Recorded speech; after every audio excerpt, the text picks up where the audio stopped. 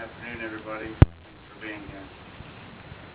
It is quite true what he says. It's impossible to sum up my dad's life in just a small service like this. We did make our best attempt with just a collaboration of pictures and music that we put together on a DVD. I'm sure he'd be proud of it. We'll try to make some copies whenever we get a chance. So we've been working on it really hard, and we just finished it up at about 7:30 this morning. So I don't know if PJ is in here. I really want to thank him for all his time and effort. So he did a fabulous job. Every one of us are going to be in pieces by the time we watch it.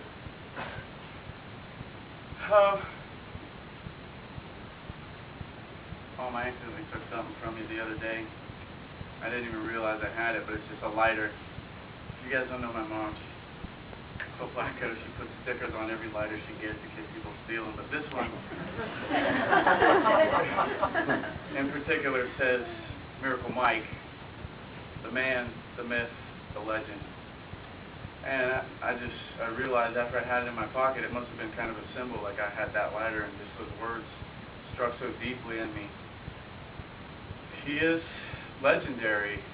He was a great man. Every person that ever came in contact with him just absolutely loved him. If you didn't love him, it was because you owed him money. You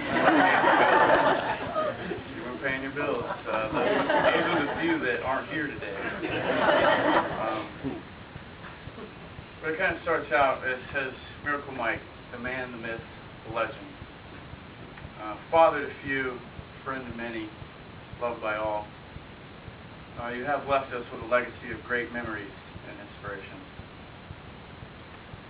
When Miracle Mike was growing up, he didn't know what his life would have in store for him. But he rode the wave as long as it would let him. He didn't know how many kids he'd have. He didn't know whether he'd be able to take care of those kids. He didn't know whether he'd be successful. He was just fulfilling his destiny by enjoying his life and entertaining others. And for that, he did a fabulous job. Once Miracle Mike had his first kid, me, he became a changed man, and he did everything in his power to ensure that his family and his children had a wonderful life, better than his own. He would always express to me, how he tried so hard to provide us with a quality of life that he didn't have during his youth. It's not really until later that I was able to have any appreciation for that. He always wanted us to just have it better than he did. Better toys, better schools, better housing, better food, better friends, better jobs. He was always pushing us. As a father, he was just an absolutely wonderful father. That's one thing that I really want to get across to everybody. I know you guys might know him as being a great friend, great tool dealer, great member of the family, member of the community, but I don't think that you guys really could understand how good of a father he was. And that's just one thing that really I have to touch on here.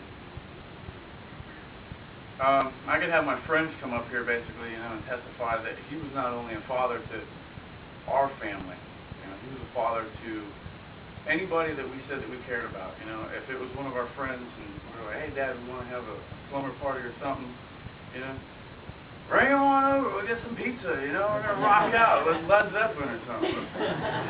Let's do it, Dad. He was always raising my friends and other friends. A gentleman just mentioned something to me today, Erica's father. I think through Casey's growing up, that was one of Casey's best friends. I really, honestly and truly cherish Erica. But her father expressed to me his appreciation for my dad just taking care of her, whenever she was going to school. They lived in Jacksonville, she came to UCF, and, without having any real family around to support her, my dad opened his arms, opened his doors, and gave her everything. That's just one example. I could go on and on, but we don't have a whole lot of time, and I don't really want to beat a dead horse, but you definitely have to understand that my father was the best father. He was also a friend to many. I presume that most of you here are friends. If you're not friends, you're family. if you are friends, you know the type of friend my dad was. He was the kind of friend that you could, you know, just talk to, shoot the shit with, laugh with, joke with. You know, he was always wanting to take his friends out on like fishing trips. You know, if he wanted to take a family vacation, they were invited. He would give you free stuff, hats, t-shirts, mugs, towels, things of that nature, just to show that, you know, he cared about you.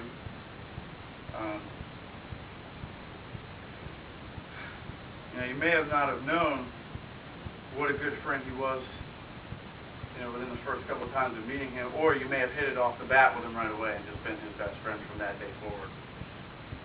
But I think now we will all have a realization of how big of a piece of our lives that we'll be missing, and what a good friend we have truly lost.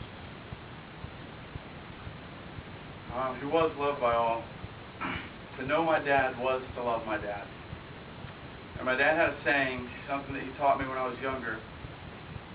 It didn't really make sense then. It took a while before it ever really started to make sense, but either you love me or you hate me. That was his simple saying. He said, either you love me or you hate me. He would always say it kind of funny, too. Well, either you love me or you hate me. You know, kind of like either you do or you don't, but either way I don't care, you know, but you know, most people definitely loved my dad.